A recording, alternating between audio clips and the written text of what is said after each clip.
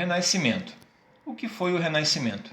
O Renascimento foi um importante movimento da ordem artística, cultural e científica, que se deflagrou na passagem da Idade Média para a moderna, em um quadro de sensíveis transformações que não correspondiam ao conjunto de valores apregoados pelo pensamento medieval. O Renascimento apresentou um novo conjunto de temas e interesses aos meios científicos e culturais de sua época. Ao contrário do que possa parecer, o Renascimento não pode ser visto como uma radical ruptura com o mundo medieval. Bom, então aqui num primeiro momento, já podemos entender o Renascimento como uma mudança de pensamento, uma mudança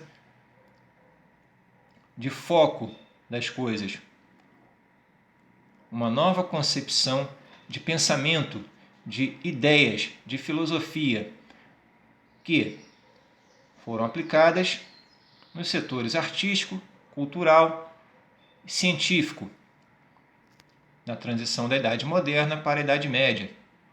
Aliás, da Idade Média para a Idade Moderna. Estamos falando aqui do recorte temporal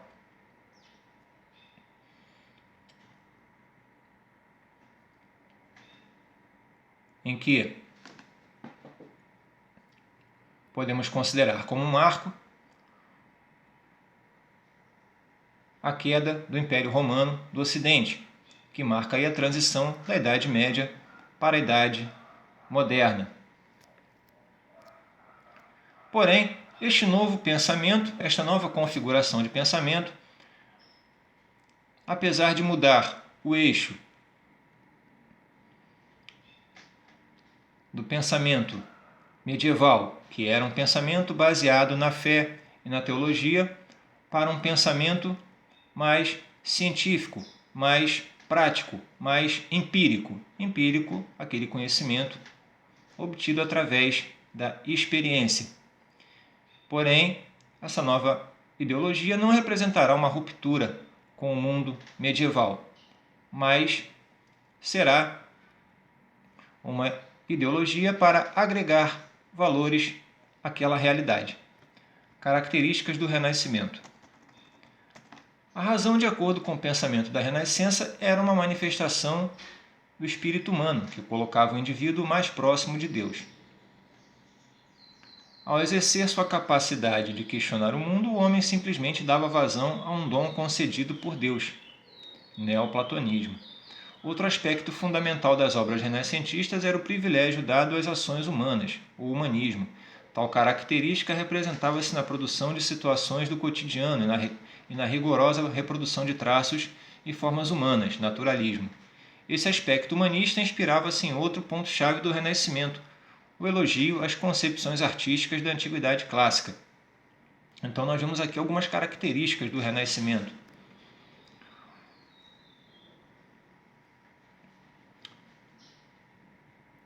A filosofia ou a ideologia medieval trazia como eixo central o teocentrismo.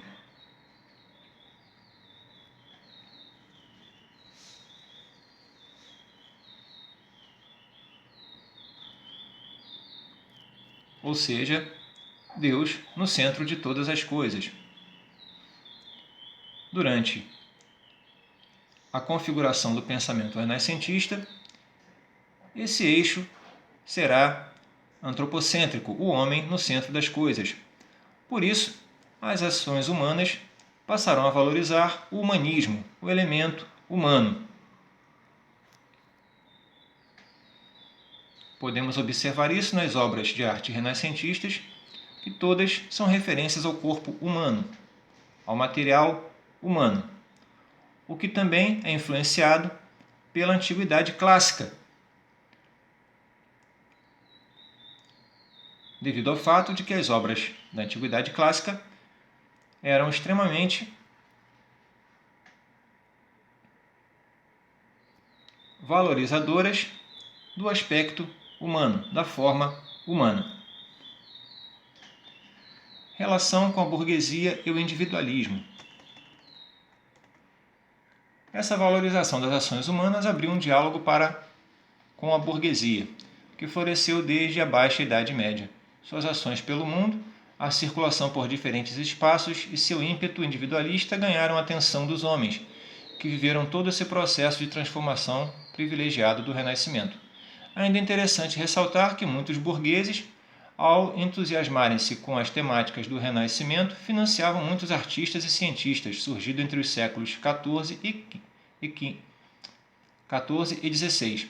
Além disso, podemos ainda destacar a busca por prazeres, hedonismo, como outro aspecto fundamental que colocava o individualismo na modernidade em voga. Podemos entender aqui essa ação da burguesia, mediante a configuração do novo pensamento renascentista, como também uma forma de desviar o eixo do poder da Igreja para as mãos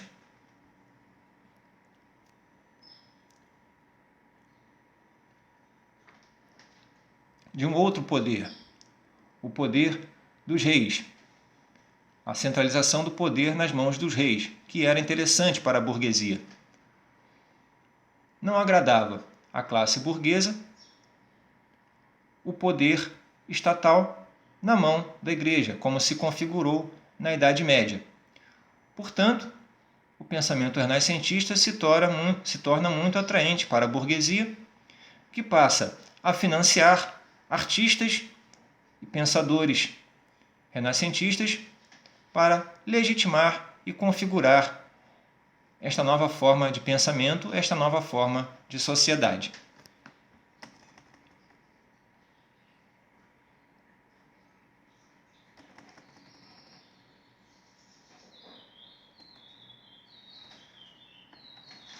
Períodos do Renascimento. Durante o Trecento, podemos destacar o legado literário de Petrarca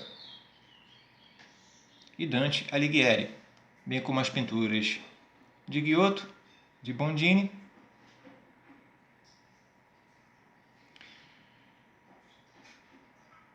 já no 400, com representantes dentro e fora da Itália, o Renascimento contou com a obra artística do italiano Leonardo da Vinci e as críticas ácidas do escritor holandês Erasmo de Roterdã.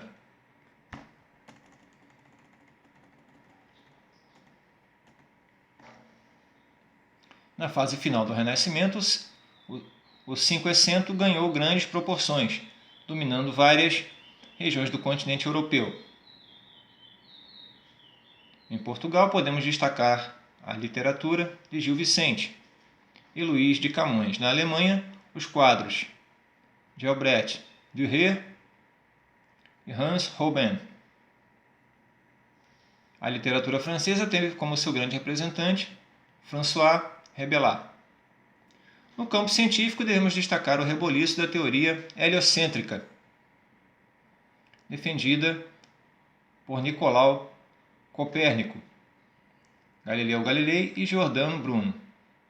Tal concepção abalou o monopólio dos saberes, até então controlados pela Igreja.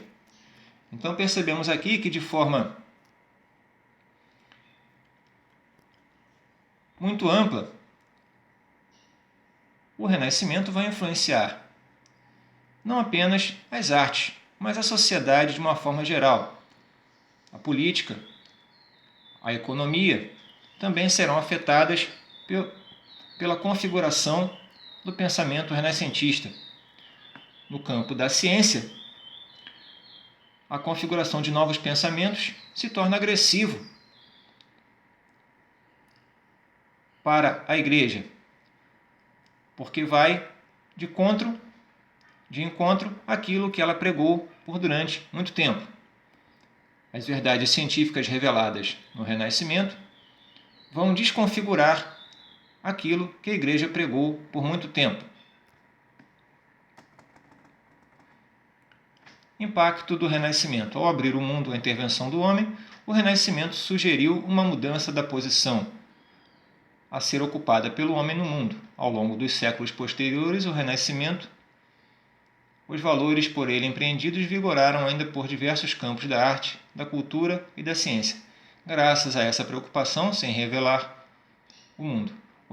O Renascimento suscitou valores e questões que se fizeram presentes em outros movimentos concebidos ao longo da história ocidental. Então percebemos aqui que o Renascimento ele influencia a partir do momento que se configura como filosofia, como pensamento, como ideologia, gerações futuras. Séculos depois, a sua influência poderia ser sentida ainda, o seu impacto poderia ser sentido ainda nas obras de arte, na arte de uma forma geral, na política e na ciência. No século XVIII, muito em particular, vem influenciar amplamente o movimento iluminista.